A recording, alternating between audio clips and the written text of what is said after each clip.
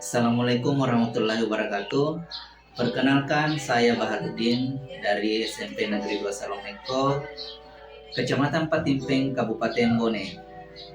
Izinkan saya mempersembahkan best practice yang berjudul implementasi pembelajaran berdiferensiasi yang terintegrasi dengan model pembelajaran problem basic learning dan pembelajaran sosial emosional pada kelas 9 SMP Negeri 2 Salomeko.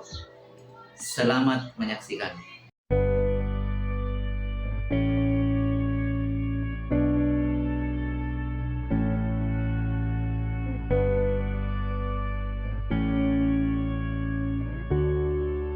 Sebelum melaksanakan tes diagnostik awal dan menerapkan pembelajaran berdiferensiasi, saya mensosialisasikannya terlebih dahulu dengan kepala sekolah dan rekan sejawat tentang pentingnya tes diagnostik awal dan bagaimana pembelajaran berdiferensiasi itu sendiri. Setelah itu, saya menyusun instrumen tes diagnostik awal yang terdiri atas instrumen tes diagnostik kognitif dan tes diagnostik non-kognitif. Tes tersebut saya laksanakan di kelas 9 dengan jumlah siswa 30 orang yang terdiri dari 13 perempuan, 17 laki-laki. Selanjutnya saya gunakan untuk pemetaan kebutuhan belajar peserta didik, memperbaiki proses pembelajaran selanjutnya pada materi, tanah, dan keberlangsungan hidup.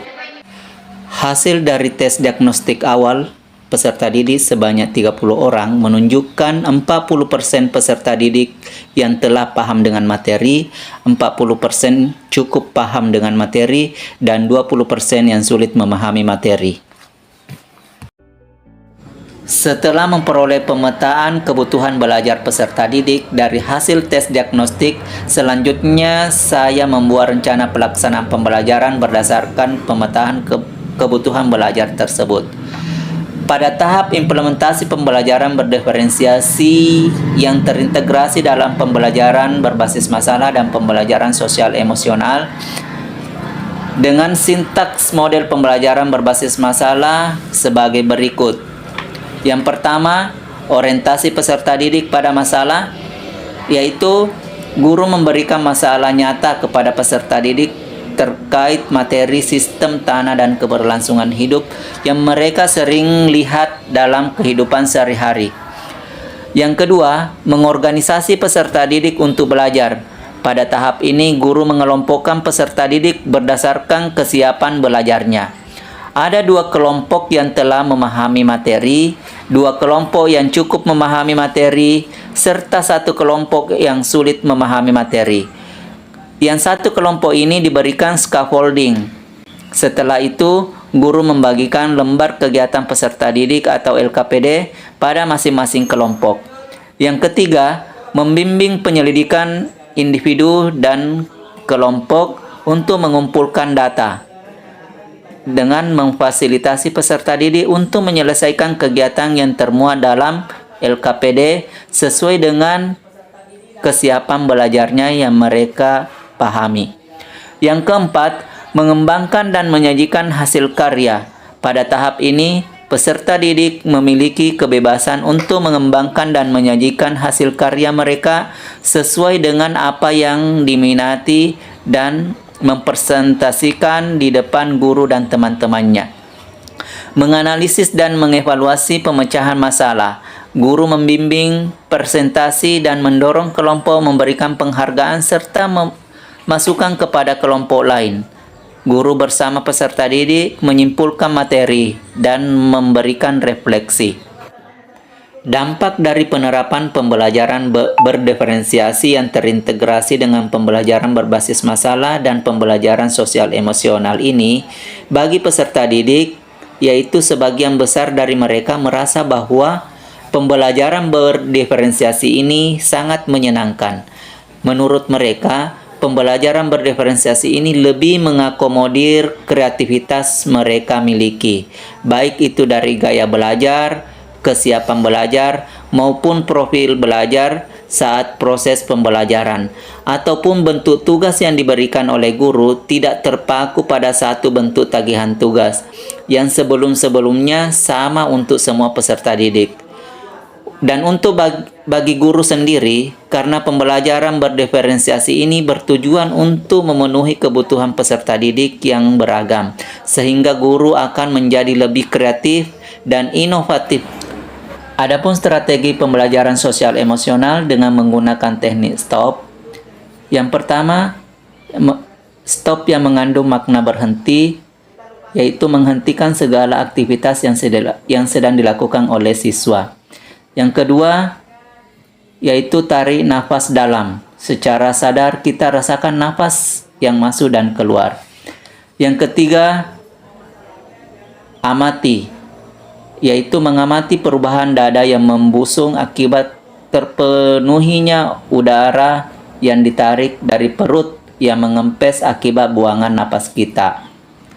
Kemudian yang keempat, lanjutkan, yaitu setelah selesai latihan, silakan lanjutkan kembali aktivitas yang dilakukan dengan perasaan yang lebih tenang, pikiran yang lebih jernih, dan sikap yang lebih positif. Dengan mempraktikkan teknik STOP dalam proses pembelajaran dalam kehidupan sehari-hari, guru maupun murid akan dapat memitigasi stres ketika dihadapkan pada kondisi dan situasi konflik, baik dengan orang lain maupun dengan beban tugas yang dipikul. Aksi nyata pelaksanaan pembelajaran berdiferensiasi yang terintegrasi dengan pembelajaran berbasis masalah dan pembelajaran sosial emosional ini tentu saja menghadapi beberapa tantangan, yaitu guru harus bekerja secara maksimal untuk menyiapkan beberapa konten atau materi dan instrumen sekaligus. Selain itu, peserta didik yang masih belum optimal menunjukkan dan memaksimalkan kompetensi yang mereka miliki. Hal tersebut merupakan suatu kewajaran, karena saya dan peserta didik di SMP Negeri 2 Salomeko ini masih terus harus belajar dan beradaptasi. Namun kami tetap berupaya untuk menghadapi tantangan tersebut dengan cara membuat kontrak belajar, sehingga baik guru dan peserta didik tetap konsisten dan memiliki aturan dalam penerapan pembelajaran berdiferensiasi tersebut. Adapun strategi diferensiasi telah diintegrasikan dengan pelaksanaan model pembelajaran berbasis masalah dan pembelajaran sosial emosional dengan rincian sebagai berikut. Yang pertama, dari segi konten, diferensiasi konten dilakukan oleh guru dengan menyajikan materi dengan berbagai moda, yaitu melalui PowerPoint dan melalui buku ajar peserta didik. Yang kedua, dari segi proses, diferensiasi proses terlihat pada saat peserta didik melakukan kegiatan diskusi dan pengamatan tentang materi tanah dan keberlangsungan hidup, di mana menyelesaikan LKPD yang dibagikan oleh guru. Kemudian yang ketiga, dari segi produk terlihat ketika guru memberikan kebebasan peserta didik untuk mengembangkan dan menyajikan hasil karya sesuai dengan apa yang mereka minati. Demikianlah pembelajaran berdiferensiasi yang terintegrasi dengan model pembelajaran PBL dan pembelajaran sosial emosional.